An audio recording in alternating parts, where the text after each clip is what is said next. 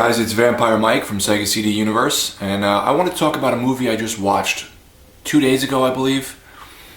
Deadly Games from 1982. So, I have this buddy Justin on Facebook who I purchase movies from sometimes, and he gets promotional videos or he gets free movies from companies. I guess he reviews them or something, and then sometimes he'll get doubles, so he sells them or he gives them away. So, I got a promotional copy, just the disc, of Deadly Games, and I had seen the cover recently because it came out in February of this year by Arrow Video, and I wanted to check it out. So I watched it the other night with my wife, and I read up on it briefly before watching it, and I was kind of hoping what they were saying was sort of Twin Peaksy murder mystery, but I really didn't get that from it.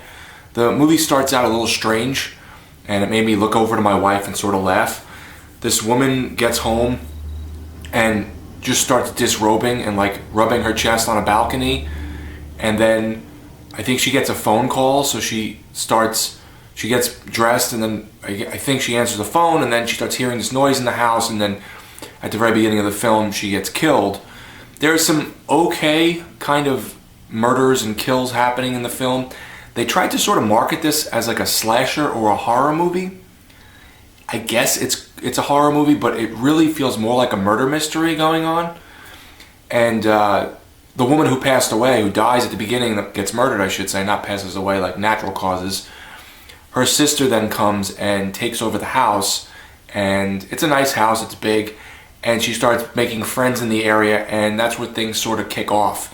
It's a little bit of a messy film. I found it to be sort of boring in some ways, where I'd watch it and I'd be like, is anything gonna happen? There was just like lots of exposition and dialogue between these characters. I guess they were trying to show their relationships, people dating one another and stuff. And you start to piece together who the murderer is. And the murderer looks pretty uninspired. It's on the cover of the film, so it's a black ski mask and black gloves and like a black shirt or jacket. Nothing over the top crazy. And then there's like a little twist sort of at the end, and then the movie just abruptly ends with a weird freeze frame. I thought it was okay. I could see it was put out originally in 1982, so this was definitely something that was most likely written or maybe conceived in the 70s.